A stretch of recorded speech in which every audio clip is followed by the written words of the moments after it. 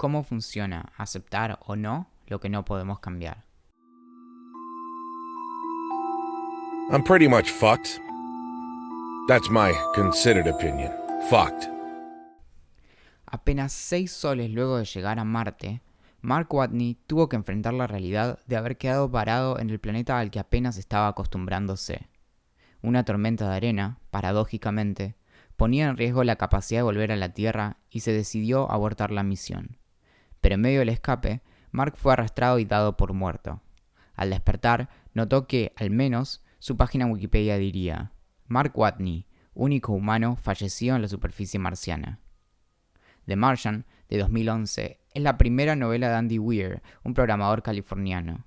Weir optó por publicar gratuitamente cada capítulo en su web tras haber sido rechazado muchas veces por editoriales. Pero a medida que lo hacía, sus lectores le iban haciendo correcciones científicas, que sumadas a su propia investigación, resultaron en una obra muy plausible. Luego de subir el último capítulo, sus lectores le pidieron si podía subir la novela a Amazon. Vendió 35.000 copias en 3 meses al mínimo precio permitido, 99 centavos, superando incluso las descargas gratuitas de su web. Cuando en 2015 salió su adaptación, dirigida por Ridley Scott y protagonizada por Matt Damon, se la celebró por su fidelidad a la ciencia y por la construcción del personaje de Watney. Es cierto que en Marte no puede haber tormentas de arena, pero podemos concederle prácticamente todo el resto. Fue tal el entusiasmo en la NASA que llegaron a hacer sus propias proyecciones.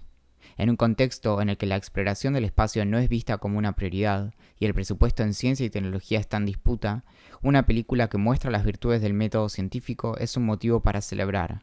Es por esto que The Martian no solo es una buena película, sino que es una película importante. Pero no fue únicamente esto lo que me voló la cabeza al leer el libro.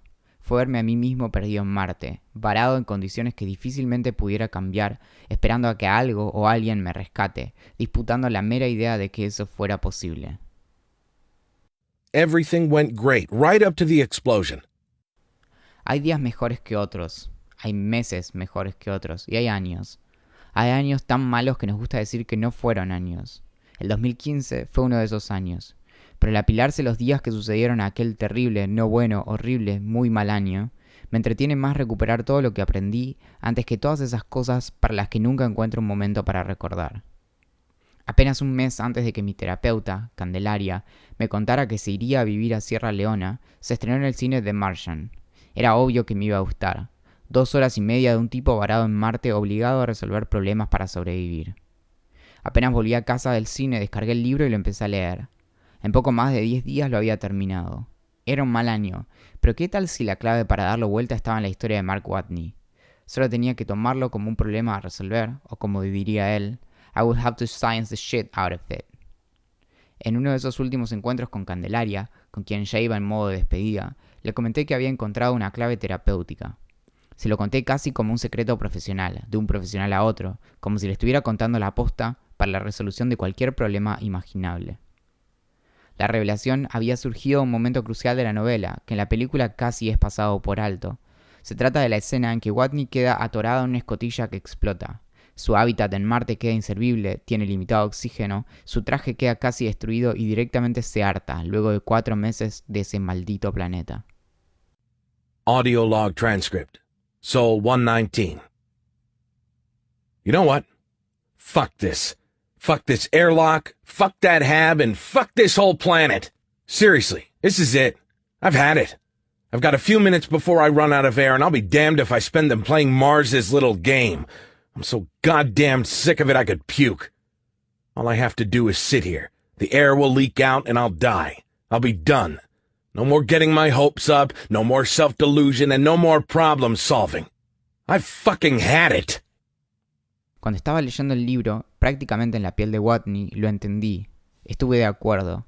Yo también reaccionaría así si luego de tanto tiempo de atar todo con alambre, de sobrevivir a base de hacks, para tener más agua, para tener más comida, para no morirme, casi todo lo que intento indefectiblemente falla.